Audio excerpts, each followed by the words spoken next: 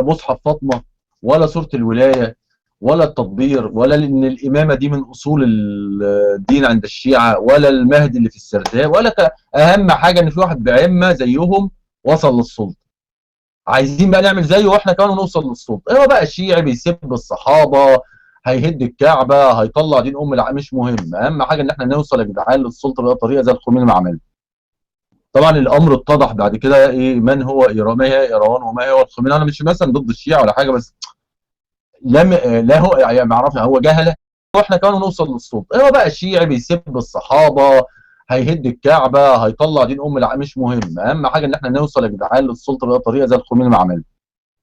طبعا الامر اتضح بعد كده ايه من هو ايران، ما هي ايران وما هو الخميني. انا مش مثلا ضد الشيعه ولا حاجه، بس لم لا هو يعني ما يعرفش، هو جهله او ان هم عارفين وبيخبوا على الناس يعني. مش وبعدين يعني ده في، انا مره، والكلام ده في ثانوي يعني، برضه حصل حوار، كان معانا واحد شخص متدين كده في الفصل، فانا قلت يعني من ضمن الحوار، قلت له يا عم دي الشيعه وده مذهب مختلف تماما، احنا في مصر اساسا عشان ما عندناش شيعه، الناس ما عندهاش ادراك يعني ايه مذهب شيعي.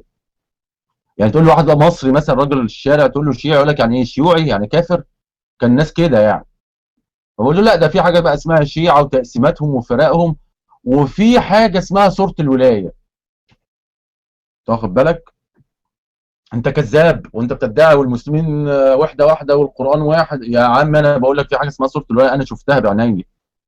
انت فاللي هو انا جبتها منين سوره الولايه دي؟ كان عندنا فعلا في البيت كتاب اسمه مختصر التحفه الاثنى عشريه، كتاب يعني من وجهه نظر سنيه في الشيعه وتقسيماتهم بقى وتفريعاتهم، والامام حسن العسكري وده مش عارف راح في الاونطه بتاعت الشيعه دي. بس من ضمن الكتاب في صوره فعلا فوتوغرافيه، صوره اسمها سوره الولايه. جبتها له كده، حطيتها له في وشه تاني يوم في المدرسه. ايه بقى يا رد الفعل؟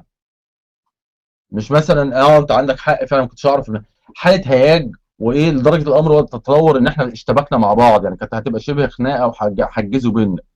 هو مش عايز يعترف. جبتها فعل. مش مثلا انت عندك حق فعلا ما كنتش اعرف حاله هياج، وايه لدرجه الامر تتطور ان احنا اشتبكنا مع بعض، يعني كانت هتبقى شبه خناقه وحجزوا بينا. هو مش عايز يعترف.